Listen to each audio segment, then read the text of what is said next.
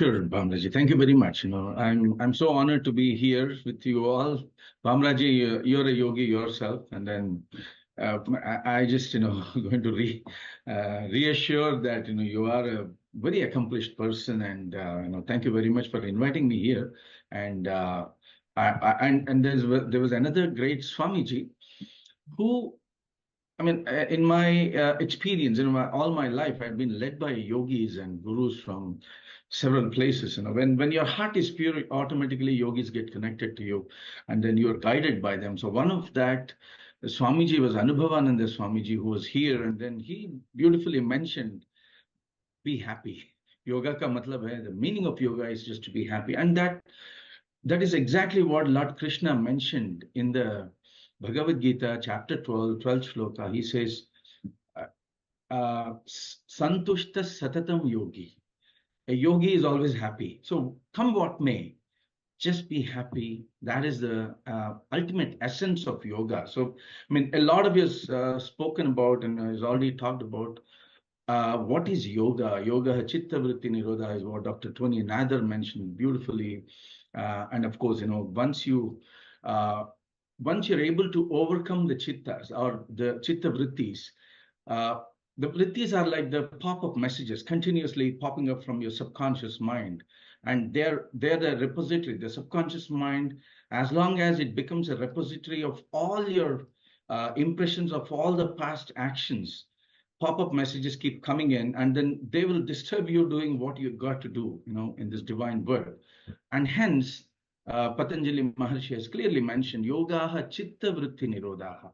That's the essence of yoga. So, and there are very few. See, people with experience are extremely few because Bhagavan Krishna already clearly mentioned in the Bhagavad Gita, he says, Vasudeva Sarvamiti Sa Mahatma Sudurlabha, he says. That kind of Mahatmas are extremely difficult. And we had such Mahatma right in the midst of us, and I'm so happy, Bhamraji, you're always guided by, again, yogis and rishis, and then they come to your programs. And I'm so happy that, with due respects to Swamiji, and also, such great panelists here, I'd love to share our journey of, how, I'm a cardiac surgeon, essentially. I'm an Ayurvedic practitioner, an Ayurvedic researcher, and I essentially modeled Vata, Pitta, Kapha in experimental animals, generated data. And why is it so important? Because in a yoga, apart from what Patanjali Maharshi mentioned in the Bhagavad Gita, sorry, Lord Krishna mentions Patanjali Maharshi mentions in the Patanjali Yoga Sutras, Lord Krishna mentions yoga sama uchyate.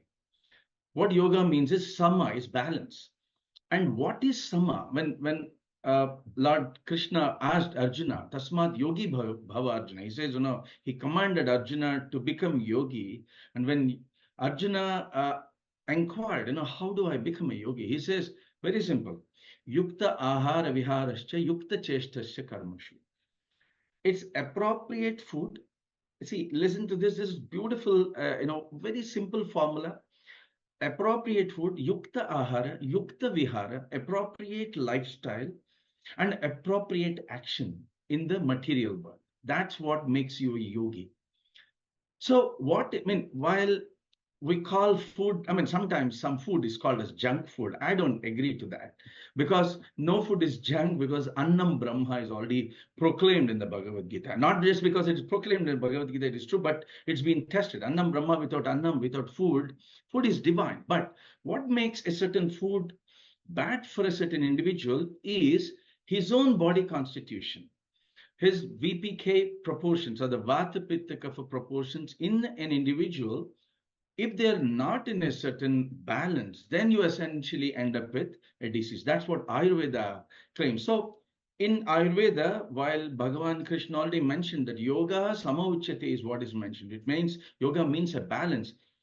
What Ayurveda has done, the greatest scientists of Ayurveda of the past, of the present, and possibly of the future, what they have done is they clearly came up with a mathematical and a biochemical algorithm to understand how to arrive at this balance. So that's why the definition of health in Ayurveda is Sama doshaha, sama agnishta, sama dhatu malakre prasannatma indriya manaha swastya ityavidiyate. So what it means is when you bring about a samatva of the doshas, when you bring about a balance of these doshas, of these three doshas in all of the seven tissues and 42 organs, automatically several things happen. Your agnis, your metabolic fires, your energies become balanced. Number one. Number two is sama agnisha sama dhatu. The dhatus achieve appropriate proportions that suit your lifestyle. So no lifestyle, according to me, is bad. Every lifestyle can be substantiated only if you're able to bring in. Because our Prime Minister Modi ji, he sleeps only for 2 hours. And of course, he makes sure that no one else sleeps. That's another beautiful attribute that we have. He makes sure that everyone works for the nation. So that, see, how is he able to manage 2 hours of sleep? And he's at the age of 73.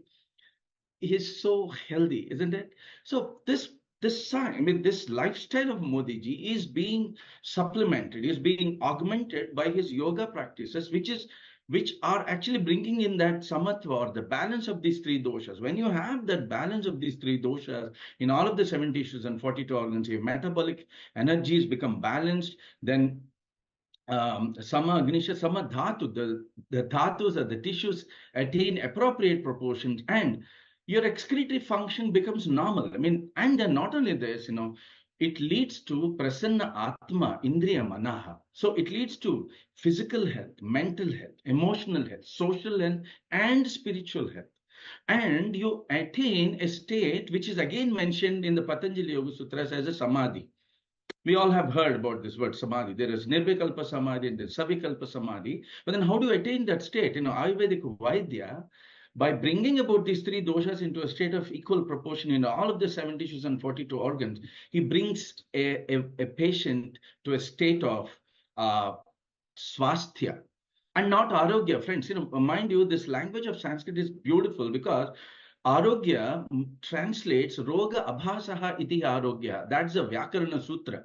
It's the absence of disease is defined by this word called arogya. But we talk about swasthya in Ayurveda. What does it mean? Swasthanam shirite iti swasthya. See, everything is syntax based, friends. These are all mathematical algorithms, language algorithms that are already given to us. And so when you bring about this balance of these three doshas in seven tissues and all of the 42 organs, then you attain a state of swasthya, which is swasthanam.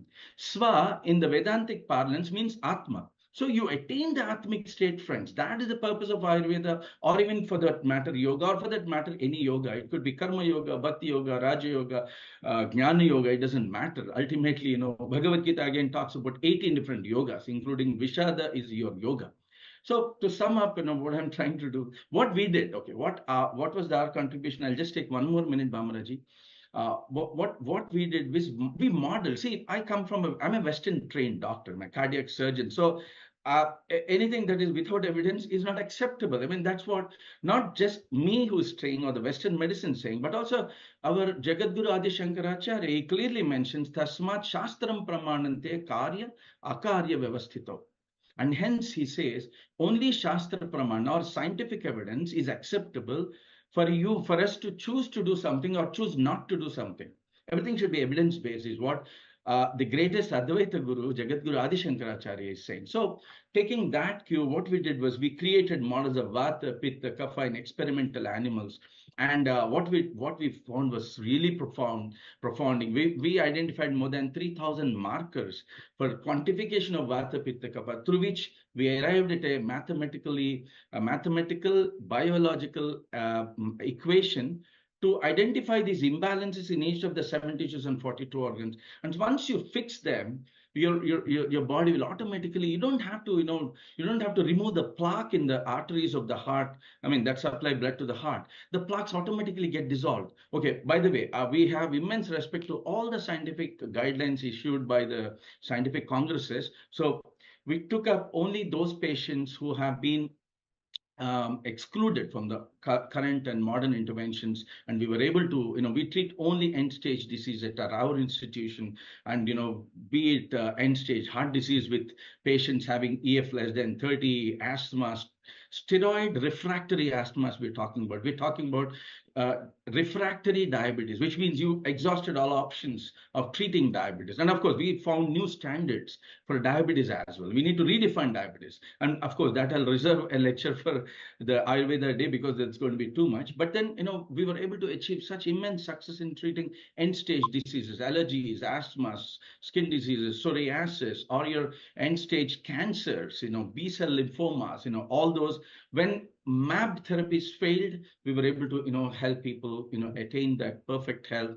And that's a continuous journey, friends. Maintaining health is a perfect and a continuous journey until we attain the Sayuja or the oneness with the Lord. So on this great day of Yoga Day, I met with, I met so many brilliant people here. Dr. Tanuja Neshri ji, Amarjit Bamra ji, of course, Bhushan Patwardhan ji, whom I adore, and Joshi ji, is here, and Shanta Godagama ji, a great yogi who started the oldest college of Ayurveda, is also here, and so I'm so happy to meet every one of you, and I wish and pray that we all bring about the best of both the streams and find original and authentic sources for both the Sanatana Dharmic sciences and also the Western sciences, correlate them so that a true yoga or a blend of the Western and the Eastern medicine will arrive, and then we are able to, help people and also help ourselves. Actually, we're not helping anyone. We're actually helping ourselves to uplift ourselves to, attain the state of Sayuja. And may this wish and prayer be, with us all always. And then, I'm so happy that I'm here, Bamraji. Really appreciate your kindness. Thank you very much.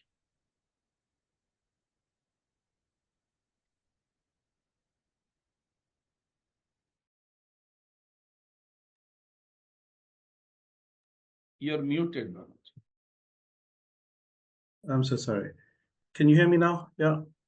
Yeah, so delightful, that you could come on at such a late stage, from India at this hour, and look forward to seeing you soon, so we can carry on the good work with the British College of Ayurveda. Yeah,